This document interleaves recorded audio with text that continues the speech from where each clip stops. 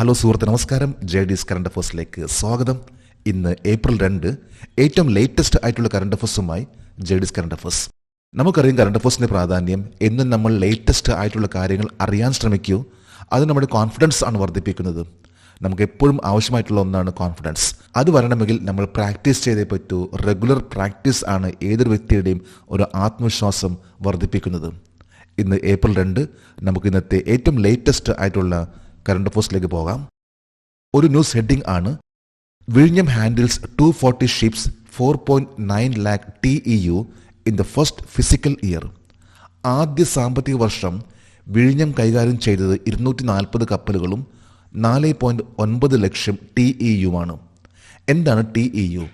അതുപോലെ തന്നെ ഇന്ന് നമുക്കറിയാവുന്ന ഏറ്റവും ഫേമസ് ആയിട്ടുള്ള ഒരു ഇൻ്റർനാഷണൽ പോർട്ട് ആണ് വിഴിഞ്ഞം. നമുക്ക് കറണ്ട് അഫേഴ്സിൻ്റെ ഡീറ്റെയിൽസിലേക്ക് പോകാം. ഇന്നത്തെ ഹിന്ദു പത്രത്തിൽ വന്നിട്ടുള്ള ഒരു വാർത്തയാണ് വിഴിഞ്ഞമിനെ കുറിച്ച്. എത്ര ഷിപ്സ് ആണ് കൈകാര്യം ചെയ്തിട്ടുള്ളതും എത്ര TEU ആണ് കൈകാര്യം ചെയ്തിട്ടുള്ളതും എന്നതിനെക്കുറിച്ചുള്ള ഒരു ന്യൂസ് ആണ് ഇന്നത്തെ ഹിന്ദു പത്രത്തിലെ. നമുക്ക് കറണ്ട് അഫേഴ്സിൻ്റെ ഡീറ്റെയിൽസിലേക്ക് പോകാം. സാമ്പത്തിക വർഷാവസാനം വിഴിഞ്ഞം അന്താരാഷ്ട്ര തുറമുഖത്ത് എത്ര കപ്പലുകൾ കൈകാര്യം ചെയ്തു? 240 കപ്പലുകൾ. 240 കപ്പലാണ്, അതായത് വെറും മാസങ്ങൾ കൊണ്ട് തന്നെ വിഴിഞ്ഞം ഇൻ്റർനാഷണൽ സീപോർട്ടിൽ കൈകാര്യം ചെയ്തിട്ടുള്ളത്. ഇത് വളരെ അഭിമാനകരമായിട്ടുള്ള ഒന്നാണ്. കാരണം 240 ഷിപ്സ് ആണ് ഹാൻഡിൽ ചെയ്തിട്ടുള്ളത്. ഈ ഒരു ഫിനാൻഷ്യൽ ഇയറിൽ 2 ദിവസം മുമ്പാണ് ഫിനാൻഷ്യൽ ഇയർ കഴിഞ്ഞിട്ടുള്ളത്. 2025-26 ഫിനാൻഷ്യൽ ഇയർ ഇപ്പോൾ ആരംഭിച്ചിരിക്കുകയാണ്. വിഴിഞ്ഞം അന്താരാഷ്ട്ര തുറമുഖത്തിൻ്റെ പ്രവർത്തനം എപ്പോൾ ആരംഭിച്ചു? 2024 ഡിസംബർ. 2024 ഡിസംബറിലാണ് വിഴിഞ്ഞം ഇൻ്റർനാഷണൽ പോർട്ടിൻ്റെ ഓപ്പറേഷൻ സൈഡ് ആരംഭിച്ചിട്ടുള്ളത്. ഇതിനടക്കം 240 ഷിപ്പ് ആണ് കൈകാര്യം ചെയ്തിട്ടുള്ളത് വിഴിഞ്ഞം ഇൻ്റർനാഷണൽ സീപോർട്ട്. സാമ്പത്തിക വർഷാവസാനം വിഴിഞ്ഞം അന്താരാഷ്ട്ര തുറമുഖത്ത് എത്ര 20 അടി തുല്യ യൂണിറ്റ് കണ്ടെയ്നറുകൾ കൈകാര്യം ചെയ്തു? 4.92 ലക്ഷം. അതായത് TEU 20 ഫുഡ് ഇക്വലന്റ് യൂണിറ്റ്സ്. നമ്മളെല്ലാം കാണാറുണ്ടല്ലേ, കണ്ടെയ്നേഴ്സ് പോകുമ്പോൾ അതിനെ പറയുന്ന ഒന്നാണ് TEU 20 ഫുഡ് ഇക്വലന്റ് യൂണിറ്റ് എന്നാണ് പറയുന്നത്. ആ ഒരു കണ്ടെയ്നർ അത്തരത്തിലുള്ള 4.92 ലാക്സ് അത്രയും കണ്ടെയ്നേഴ്സ് ആണ് 240 ഷിപ്പിലായിട്ട് വിഴിഞ്ഞം ഇൻ്റർനാഷണൽ സീപോർട്ട് കൈകാര്യം ചെയ്തിട്ടുള്ളത്. ഇത് ശരിക്കും പറഞ്ഞാൽ വളരെയധികം ഹൈ ലെവലിൽ തന്നെ വന്നിട്ടുള്ള ഒരു ഓപ്പറേഷൻ ആണ് ഈ ഒരു സീപോർട്ടിൽ നടന്നിട്ടുള്ളത്. അടുത്തൊരു ന്യൂസ് ഹെഡിംഗ് ആണ്: India celebrates 52nd year of Project Tiger. India Project ടൈഗറിൻ്റെ 52 വർഷം ഇന്ത്യ ആഘോഷിക്കുന്നു. പ്രൊജക്ട് ടൈഗർ നമുക്ക് നോക്കാം ഈ കറണ്ട് അഫേഴ്സിൻ്റെ ഡീറ്റെയിൽസിലേക്ക്. പ്രൊജക്ട് ടൈഗർ റിസർവിൻ്റെ 52ാം വാർഷികം ഇന്ത്യ ഏത് തീയതിയിലാണ് ആഘോഷിക്കുന്നത്? 2025 ഏപ്രിൽ 1. ഈ ഏപ്രിൽ 1-ന് പ്രൊജക്ട് ടൈഗർ എന്ന ആ ഒരു പ്രൊജക്ടിന് 52 വർഷം തികഞ്ഞിരിക്കുന്നു. രാജ്യത്ത് കുറഞ്ഞു വരുന്ന കടുവകളുടെ എണ്ണം സംരക്ഷിക്കുന്നതിനായി ഇന്ത്യൻ സർക്കാർ ടൈഗർ പ്രൊജക്ട് ആരംഭിച്ച വർഷം 1973. 1973 പ്രൊജക്ട് ടൈഗർ എന്ന ഒരു പ്രൊജക്റ്റുമായിട്ട് ഗവൺമെൻറ് ഓഫ് ഇന്ത്യ വന്നിട്ടുള്ളത്. ഇന്നിപ്പോൾ 52 വർഷം കഴിഞ്ഞിരിക്കുന്നു ടൈഗർ റിസർവിനെ സംരക്ഷിക്കുന്നതിൻ്റെ ഭാഗമായി നടന്നിട്ടുള്ള ആ ഒരു പ്രൊജക്ട്. 1973 ആരംഭിച്ചത് 52 വർഷം കഴിഞ്ഞിരിക്കുന്നു. ഏപ്രിൽ 1-ാം തീയതിയാണ് ഇത് ആരംഭിച്ചത്. ഇന്ത്യയിൽ എത്ര കടുവ സംരക്ഷണ കേന്ദ്രങ്ങളുണ്ട്? 58 സംരക്ഷിത പ്രദേശങ്ങൾ. 58 പ്രൊട്ടക്റ്റഡ് ഏരിയസ് ആണ് ടൈഗർ റിസർവ് ആയിട്ട് ഇന്നിപ്പോൾ ഇന്ത്യയിലുള്ളത്.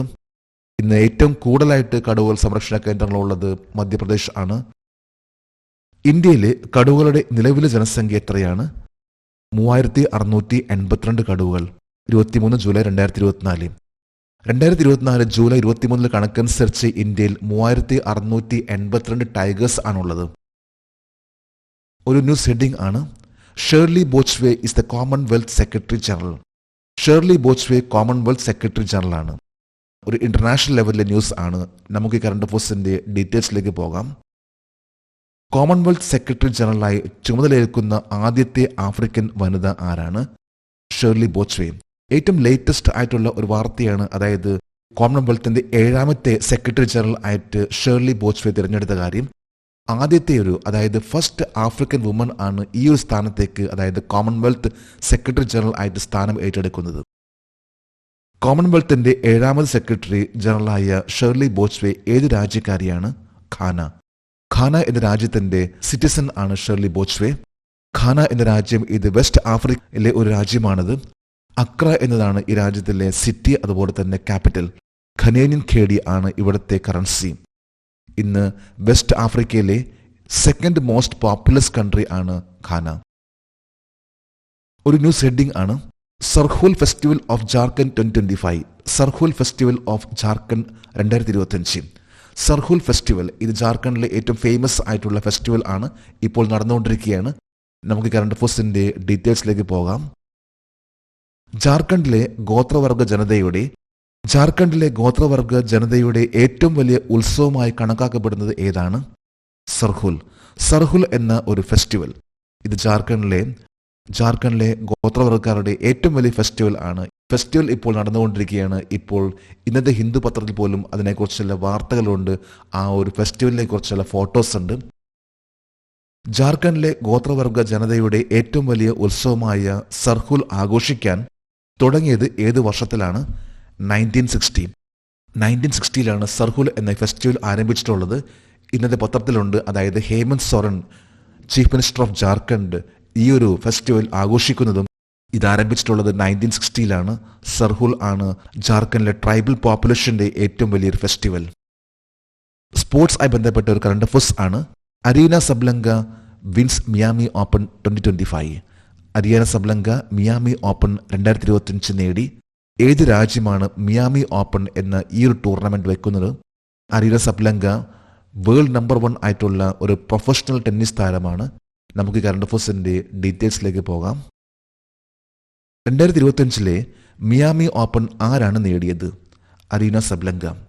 ഇന്ന് ഇന്റർനാഷണൽ പ്രൊഫഷണൽ താരമായിട്ടുള്ള അരീന സബ്ലങ്ക വേൾഡ് നമ്പർ 1 ആണ് വുമൻസിൽ. ഇവരാണ് മിയാമി ഓപ്പൺ നേടിയിട്ടുള്ളത്. 2025 അതായത് ഏറ്റവും ലേറ്റസ്റ്റ് ആയിട്ടുള്ള ടെന്നീസ് ടൂർണമെന്റിൽ, മിയാമി ഓപ്പൺ എന്ന ടെന്നീസ് ടൂർണമെന്റിൽ ആണ് അരീന സബ്ലങ്ക ഈ ഒരു നേട്ടം കൈവരിച്ചിട്ടുള്ളത്. 2025 മിയാമി ഓപ്പണിൽ അരീന സബ്ലങ്ക ആരെയാണ് പരാജയപ്പെടുത്തിയത്? Jessica Pegula. അതായത് 4th സീഡ്.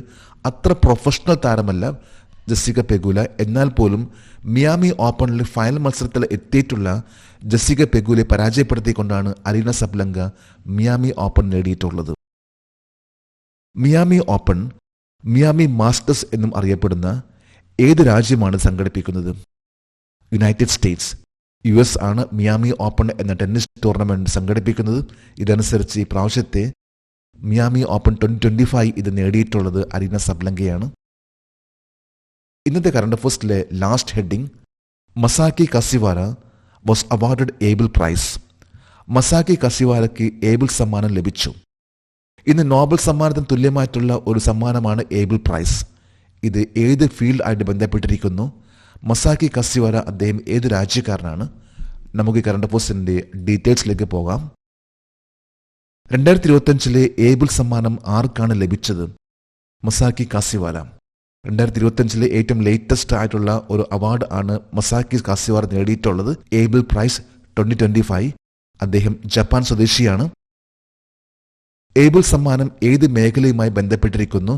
ഗണിതശാസ്ത്രം. മാത്തമാറ്റിക്സിലെ ഏറ്റവും ഹയസ്റ്റ് എന്ന് പറയപ്പെടുന്ന ഒരു അവാർഡ് ആണ് ഏബിൾ പ്രൈസ്.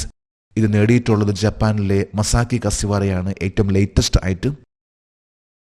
നോബൽ സമ്മാനത്തിന് തുല്യമായ ഏറ്റവും ഉയർന്ന ഗണിത അവാർഡ് ആയ ഏബിൾ സമ്മാനം ആരാണ് നൽകുന്നത്? Norwegian academy of science and letters. Norwegian academy of science and letters ഏറ്റവും ഹയസ്റ്റ് അവാർഡ് ആയിട്ടുള്ള ഏബിൾ സമ്മാനം നൽകുന്നു. ഇത് മാത്തമാറ്റിക്സ് ആയി ബന്ധപ്പെട്ട ഒരു അവാർഡ് ആണ്. മസാക്കി കാസിവാരയാണ് ഈ അവാർഡ് നേടിയിട്ടുള്ളത്. ഏബിൾ സമ്മാനത്തിന്റെ സമ്മാനത്തുക എത്രയാണ്? 7.5 മില്യൺ ക്രോണർ, റഫ്ലി $720,000 and a glass plaque. Kroner എന്ന് പറയുമ്പോൾ ഇത് നോർവേയിലെ കറൻസിയാണ് ക്രോണർ. 7.5 മില്യൺ ക്രോണർ എന്ന് പറഞ്ഞാൽ $720,000, അതായത് ഇന്ത്യൻ റുപ്പിയെ കൺവേർട്ട് ചെയ്യുമ്പോൾ 6.16 ക്രോർസ് ആണ്, കോടിയാണ് ഇതിൻ്റെ മൂല്യം. അത് 6.16 കോടി രൂപ വിലമതിക്കുന്ന ആ ഒരു സമ്മാനമാണ് ഏബിൾ സമ്മാനം. ഒപ്പം തന്നെ ഒരു ഗ്ലാസ് പ്ലേറ്റ്. ഏബിൾ സമ്മാനത്തിന്റെ ഗ്ലാസ് ഫലകം ആരാണ് രൂപകൽപ്പന ചെയ്തത്? Henrique Hogan. ഹെൻറിക് ഹോഗൻ എന്ന വ്യക്തിയാണ് ഏബിൾ സമ്മാനത്തിന്റെ ആ ഗ്ലാസ് പ്ലേഗ്, ആ ഒരു ഫലകം അത് ഡിസൈൻ ചെയ്തിട്ടുള്ളത്. നോബൽ സമ്മാനത്തിന് സമാനമായിട്ടുള്ള ഏറ്റവും ഉയർന്ന മാത്തമാറ്റിക്സിലെ ഒരു സമ്മാനമാണ് ഏബിൾ പ്രൈസ്. ഈ പ്രാവശ്യം നേടിയിട്ടുള്ളത് ജപ്പാനിലെ മസാക്കി കാസിവാരയാണ്. നമ്മൾ ഏറ്റവും ലേറ്റസ്റ്റ് ആയിട്ടുള്ള കറണ്ട് അഫയേഴ്സ് ആണ് ഇവിടെ ഡിസ്കസ് ചെയ്തിട്ടുള്ളത്. എന്നും നമ്മൾ കുറച്ച് സമയം മാറ്റി വെക്കുകയാണെങ്കിൽ നമുക്കുണ്ടാകുന്നൊരു മാറ്റമുണ്ട്. പുതിയ പുതിയ കാര്യങ്ങൾ, പ്രത്യേകിച്ച് PSC UPSC ബന്ധപ്പെട്ട കറണ്ട് അഫയേഴ്സ് ആണത്. ജേഡീസ് കറണ്ട് അഫയേഴ്സിന്റെ ഇന്നത്തെ ഈ വീഡിയോ ഇഷ്ടപ്പെട്ടെങ്കിൽ ഈ ചാനൽ സബ്സ്ക്രൈബ് ചെയ്യാനും ഷെയർ ചെയ്യാനും മറക്കരുത്. നമുക്ക് നാളെ വീണ്ടും പുതിയ കറണ്ട് അഫയേഴ്സുമായിട്ട് കാണാം. Thank you very much.